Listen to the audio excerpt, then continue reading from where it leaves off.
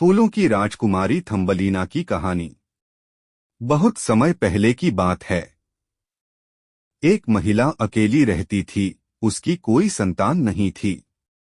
वो बेहद निराश हो गई थी कि एक रोज वो एक परी के पास गई।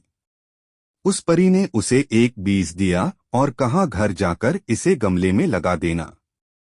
उस महिला ने वैसा ही किया। जब वो सुबह सोकर उठी तो उस बीज में से सुंदर जादुई फूल टूलिप उग चुका था। टूलिप की एक पंखुड़ी अधखुली थी। उस महिला ने उस पंखुड़ी को चूमा तो वो पूरी तरह खुल गई और उसमें से एक बेहद सुंदर और प्यारी से लड़की निकली। वो लड़की बहुत ही नाजुक थी, एकदम फूल की तरह, और वो इतनी छोटी थी कि उस महिला ने उसका नाम थम्बलीना रख दिया, क्योंकि वो अंगूठे के आकार जितनी ही थी। उस महिला ने कहा कि मैं तुम्हारी माँ हूँ और तुम्हें बहुत प्यार से रखूंगी। थम्बलीना भी बेहद खुश थी।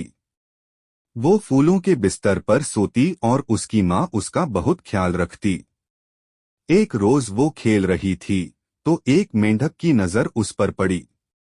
उसने सोचा, यह लड़की तो बहुत ही सुंदर है, मैं अपने बेटे की शादी इससे करवाऊंगा। वो थम्बलीना को उठाकर ले गया। उसे देख मेंढक का बदसूरत लड़का बहुत खुश हुआ।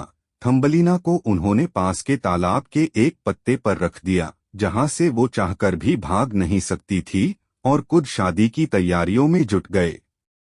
थम्बलीना रोने लगी कि तभी एक तितली की नजर उस पर पड़ी, तो उसने उसे उठाकर फूलों के शहर में छोड़ दिया।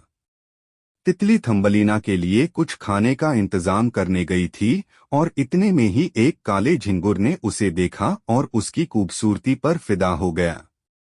लेकिन थम्बलीना ने उसे कहा कि हम लोग बहुत ही अलग प्राणी हैं। झिंगुर के दोस्तों ने भी कहा कि ये तो बहुत ही अजीब है, ये हमारी तरह सुंदर नहीं है, तो उन्होंने थम्बलीना को छोड़ दिया। थम्बलीना घर जाने का रास्ता ढूंढ रही थी और जंगल में भटकते भटकते वो एक बिल के पास पहुंची। बिल की मालकिन एक बूढ़ी चूहिया थी। उस चूहिया ने थम्बलीना को आसरा दिया, लेकिन बदले में उसे घर के सारे काम करने को कहा। साथ ही एक और शर्त रखी कि चाय के समय थम्बलीना को उसे और उसके पड़ोसी चूहे मिस्टर मोल को कहानी भी सुनानी होगी। इतने में ही वो पड़ोसी चूहा मिस्टर मोल आया और उसने थम्बलीना को देखा। थम्बलीना पर उसका दिल आ गया। मिस्टर मोल ने बूढ़ी चूहिया को कहा कि उन्हें एक नया घर देखने चलना है, तो वो थम्बलीना को भी साथ लेकर चल दिए। रास्ते में थम्बलीना ने देखा कि एक चिड़िया घायल अवस्था में बेहोश पड़ी है। थम्बलीना ने उसकी मदद करनी चाहिए, तो दोनों चूहों ने कहा कि इसे मरने दो, इसकी क्या मदद करोगी। पर थम्बलीना का दिल न माना। उसने चिड़िया को खाना खिलाया, पानी पिलाया। उसके घाव पर वो रोज मरहम लगाती। एक दिन मिस्टर मोल ने अपने दिल की बात बूढ़ी चूहिया को कही कि वो थम्बलीना से शादी करना चाहता है, तो वो बेहद खुश हुई।